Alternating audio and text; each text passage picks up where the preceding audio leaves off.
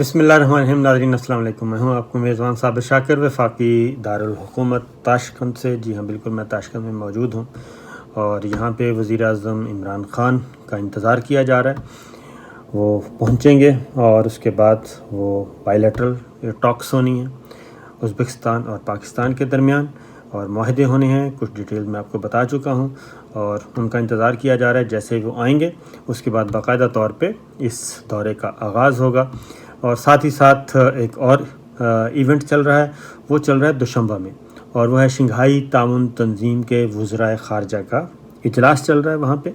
اور اس میں بھی وسط ایشیائی ریاستیں اور ساؤتھ ایشیا کو آپس میں کیسے ملایا جائے، کیسے معاملات حل کیے جائیں. لائک مائنڈڈ جو ممالک ہیں وہ خاص طور پہ اکٹھا ہونا چاہ رہے ہیں، اور اس میں چائنا، روس جو ہے وہ خاص طور پہ دو کلیدی ممالک ہیں شنگھائی تعاون تنظیم کے. اور پاکستان کا رول بھی اس میں امپورٹنٹ ہے، اور خاص طور پہ افغانستان کی وجہ سے پاکستان کا رول، پاکستان کا کردار اور بھی اہم ہو گیا ہے. پھر ایک اور ایونٹ کا بھی ہم انتظار کر رہے ہیں اور وہ تاشقند میں ہونا ہے جہاں پہ ہم اس وقت موجود ہیں، اور وہ ہے 2021 south Asia central Asia connectivity. یہ ایک اہم کانفرنس ہونی ہے اور اس میں 3 ممالک کے سربراہان ہیں. ازبکستان کے ہوں گے، ظاہر ہے وہ ہوسٹ ہے، میزبان ہے. وزیر اعظم عمران خان ہوں گے، اور تیسرے ہوں گے جناب پریزیڈنٹ اشرف غنی افغانستان کے صدر. باقی کوئی 22-24 ممالک کے وزرائے خارجہ ہوں گے، اور اس کا بھی ایجنڈا ہے کہ ساؤتھ ایشیا کو سینٹرل ایشیا کے ساتھ کیسے کنیکٹیوٹی دی جائے، کیسے ملایا جائے. ٹریڈ روٹ کے ذریعے بحری راستہ، زمینی راستہ، زمینی راستے سے آگے پھر بحری راستے تک رسائی دی جائے گی، اور اس کے بعد ریلوے ٹریک بچھانے کے منصوبے ہیں. یہ ساری چیزیں ساؤتھ ایشیا اور سینٹرل ایشیا کو ملانا ہے، اور اس کو ملانے کے لیے 2 ملک ہیں. سینٹرل ایشیا اور ساؤتھ ایشیا کو ملانے کے لیے 2 ملکوں کی راہداری چاہیے، اور وہ ہے نمبر 1 پاکستان اور نمبر 2 ہے افغانستان. یہ 2 ملک ہیں جو ساؤتھ ایشیا کو سینٹرل ایشیا سے ملاتے ہیں. اور اس میں اب انڈیا جو ہے وہ کافی گو کی نہیں، وہ لوزر ہے. اس کی وجہ یہ ہے کہ افغانستان کی صورتحال کی وجہ سے وہ افغانستان سے بھی گنوا بیٹھا ہے، اور مستقبل میں جو توقع کی جا رہی ہے کہ افغانستان میں باقاعدہ طور پہ جب بھی پروسیس ہوگا، الیکشن پروسیس، تو اس میں پلڑا بھاری ہوگا افغان طالبان کا، کیونکہ طالبان ایک سیاسی قوت کے طور پر تسلیم کیے جا چکے ہیں. اس میں انڈیا کو ایک مسائل کا سامنا ہے. انڈیا اب یہ ایسی گولی ہے، انڈیا سے نہ نگلی جا رہی ہے نہ اگلی جا رہی ہے. اس کی وجہ یہ ہے کہ وہ امریکن بلاک میں جا چکا تھا، اور افغانستان میں جو کھیل کھیلا وہ ہم سب کے سامنے ہے. اور تازہ ترین جو اطلاعات ہیں افغانستان کی وہ یہ ہیں کہ پاک افغان بارڈر جو ہے اس کے آس پاس کے علاقے، وہاں پہ جو افغان فورسز کے پاس چوکیاں تھیں جہاں پہ افغان فوج موجود تھی، وہ علاقے، وہ چوکیاں چھینی جا رہی ہیں، اور وہاں پہ افغان طالبان آ رہے ہیں. پاک افغان بارڈر، خواہ وہ خیبر پختونخوا قبائلی علاقہ جات جس کو ماضی میں کہا جاتا تھا، خیبر پختونخوا کے علاقے کا پاک افغان بارڈر ہو، یا بلوچستان کے علاقے کا پاک افغان بارڈر ہو، وہاں پہ افغان طالبان جو ہیں وہ کنٹرول حاصل کر رہے ہیں، کر چکے ہیں. تازہ ترین جو کنٹرول ہے وہ حاصل کیا ہے تورخم بارڈر پہ. وہاں پہ بھی افغان طالبان جو ہیں وہ جو افغان فورسز کی، افغان فوج کی چوکیاں تھیں وہ خالی کروا چکے، اور وہاں پہ امارت اسلامیہ کا پرچم جو کہ افغان طالبان کا ہے وہ لہرا دیا گیا ہے. لہٰذا معاملات آگے بڑھ رہے ہیں. اور پاک افغان بارڈر پہ پاک افغان بارڈر KPK اور پاک افغان بارڈر بلوچستان، ان ایریاز میں جو دراندازی کی جاتی تھی، جو دہشت گرد بھیجے جاتے تھے انڈیا کی طرف سے ویا افغانستان، وہ یہ 2 علاقے تھے. اور سب سے زیادہ یہ ایک طرف انخلا ہو رہا ہے غیر ملکی فوج کا امریکہ سمیت افغانستان سے. اور انہی دنوں میں پچھلے مئی سے لے کے 1 مئی سے لے کے آج تک پاکستان کی سیکورٹی فورسز کے کئی جوانوں کو کئی جوان اپنی جان قربان کر چکے ہیں، اللہ کو پیارے ہو چکے ہیں، اور دشمن ان پہ حملہ آور ہے، اور یہ پاک افغان بارڈر پہ ہو رہا ہے۔ اسی طریقے سے پاک ایران بارڈر ہے، اس کو بھی کور کیا جا رہا ہے۔ تو یہ ہے لیٹسٹ سچویشن وہاں پہ، کیونکہ انڈیا جتنے بھی بھارتی قونصلیٹ خانے تھے وہ خالی کر چکے، اب وہ صرف کابل تک محدود رہ گئے، اور کابل میں بھی اپنے سفارتکاروں کو محدود سے محدود کر رہے ہیں۔ اس کی وجہ یہ ہے کہ جوں جوں وقت قریب آ رہا ہے، غیر ملکی افواج مکمل طور پہ وہاں سے انخلا ہونا ہے، تو اس کے بعد آٹے دال کا بھاؤ معلوم ہو جائے گا۔ لہٰذا یہ سچویشن ہے اس سائڈ پہ۔ دوسری جانب آتے ہیں، یہ ایک پسپائی انڈیا کی جو میں نے آپ کو بتایا۔ دوسری پسپائی یہ ہے کہ دوسری طرف چائنا، لیٹسٹ صورتحال یہ ہے کہ چائنا نے بھی اپنے ٹروپس جو ہیں وہ دوبارہ انڈیا کی حدود میں داخل کیے ہیں، لیٹسٹ جو انفارمیشن اجے شکلا جو کہ انڈیا کے ہی ایکسپرٹ ہیں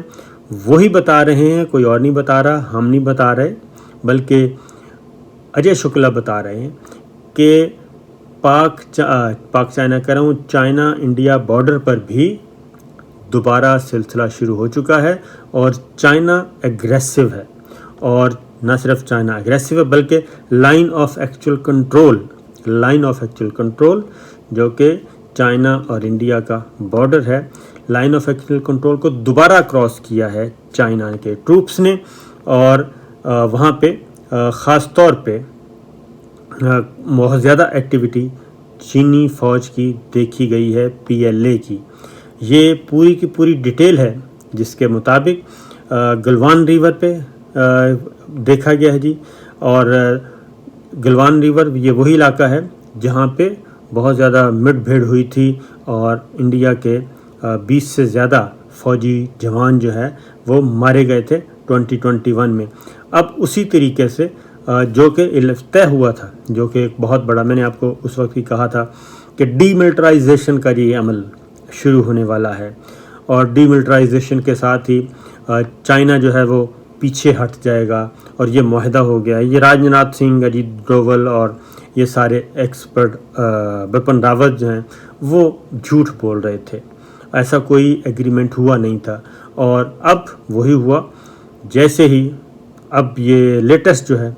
انفارمیشن، لیٹسٹ اطلاعات جو گراؤنڈ پہ ہیں وہ ہیں کہ فوجی ذرائع بتا رہے ہیں کہ PLA نے بہت زیادہ ایک تو ڈپلائی کیا ہے فوج کو، اور اس کے بعد S-400 ڈیفنس میزائل جو ہیں وہ لگائے ہیں جی، اور ساتھ ہی ساتھ پینگونگ لیک سیکٹر پہ بھی یہی ایکٹیویٹی چائنا کی دیکھی گئی ہے، جارحیت والی، یعنی کہ ایگریسو ہوئے ہیں،